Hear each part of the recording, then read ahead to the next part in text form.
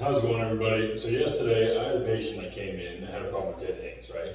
And so hanging out down here, he's getting a lot of pain in the shoulder, pain in the scalenes. Now, one of the first things we can try and do to fix that is actually widen out our grip. So we're letting that scapula rotate through better, giving our shoulders a little bit more open range of motion, and kind of eliminating the need for so much thoracic extension. So if a narrow dead hang hurts, bring it out here, and a lot of times that would be better. But if that's not a solution, I want to show you 3 ways that we can do scaled exercises to improve the ability of our shoulder to go through different ranges of motion and hopefully come back to the dead hang with no pain. So this first one's super easy. If you are in a commercial gym, what you do is you get a lat pull and you put a single handle on it, let it pull you up, and you start working through scapular retractions and building up that capacity at lightweight for dead hang, and then you scale that heavier. One of the things I like to have people do is start in a slightly leaning back position. It's a little safer for the shoulder, and then progress forward to where you're straight overhead. And that would be like this. So I'm leaning back, pull here, let it open up, hang out for a second, pull back. And as I get better, I'll just come straight down and then let it pull me up, working on tucking the ribs, opening up the ribs, and starting to explore the edges of that shoulder.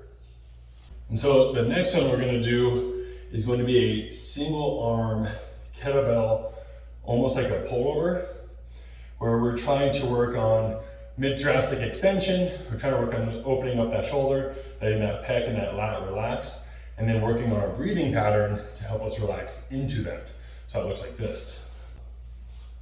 So I'm dropping my hips, keeping my rib flare down, letting that pull me into extension, pull up,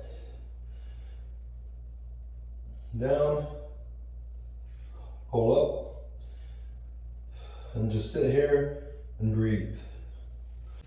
And so this last one is probably one of the most well-known ways to help shoulder health that nobody does. It's a kettlebell arm bar. Now there's ways of doing this that you can add a band and distract the shoulder. We're not gonna worry about that today, but this is gonna help kind of centrate that joint in the humerus and the glenohumeral capsule, but it's also gonna help create rotational strength through the shoulder. So what we're gonna do is get down on the ground, put your arm over your head, roll, hold, and come down. Letting that shoulder drop into the floor, push up to the ceiling, drop back to the floor. One thing you notice is all of these exercises I'm doing unilaterally. Can you do them bilaterally? Absolutely. You can hop on a lat pull handle and let that pull up and down. You can get a dumbbell or a bigger kettlebell and grab both handles. You can't do the armbar bilaterally, sorry.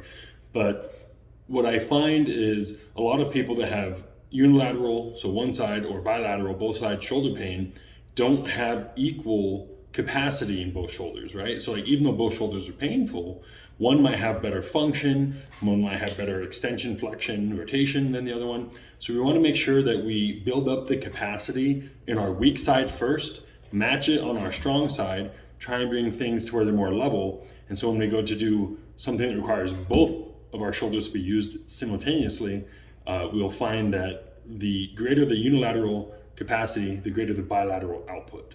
So give it a go, let me know how it goes.